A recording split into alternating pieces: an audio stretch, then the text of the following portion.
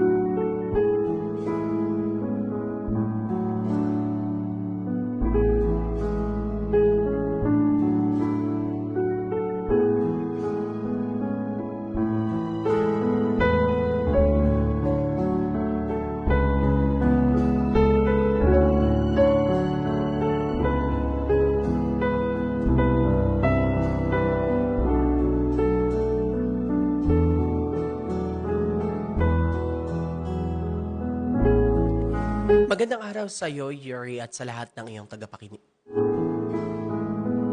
Ako nga pala si Marjorie, 26 years old. Lumaki ako sa isang pamilya. Simple lang. Hindi kami mayaman pero ramdam ko noon na buo kami. Si nanay laging present. Si tatay tahimik pero responsable.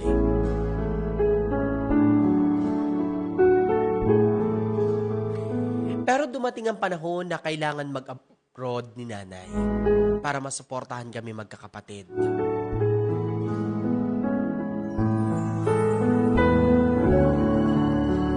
Nung una okay pa. Tawag dito, padala doon. May mga pasalubong.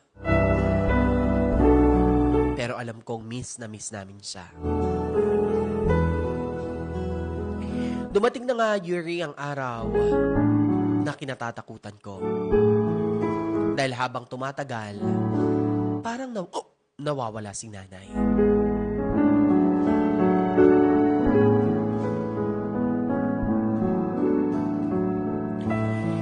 Hindi na si nanay ang una kong tinatakbuhan kapag may problema ako.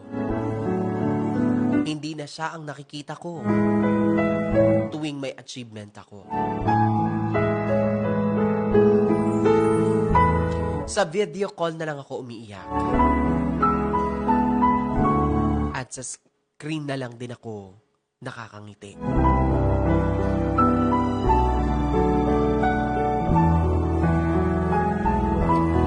Hanggang sa dumating yung araw na umuwi na siya.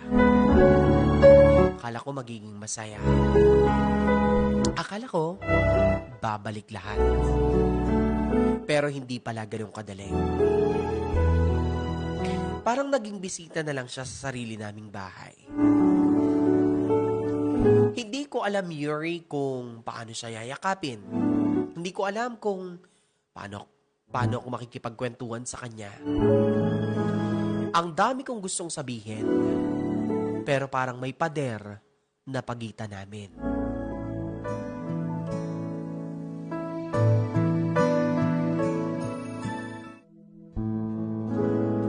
Masakit kasi alam kong ginawa niya ang lahat para sa amin. DJ Yuri, hindi ko maiwasang magtampo. Hindi ko maiwasang magdamdam. Kasi habang binibigay niya ang lahat ng kailangan namin,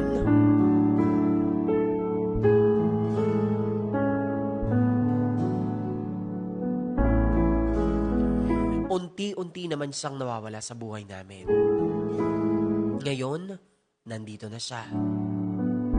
Katabi ko sa bahay. Pero pakiramdam ko, ang layo pa rin niya.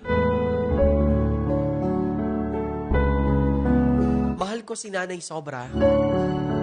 Pero paano ko ibabalik yung dating kami? Pagpayuhan niyo po ako. Lubos na gumagalang at nagpapasalamat, Marjorie. At ito po ang aking Morning Confession.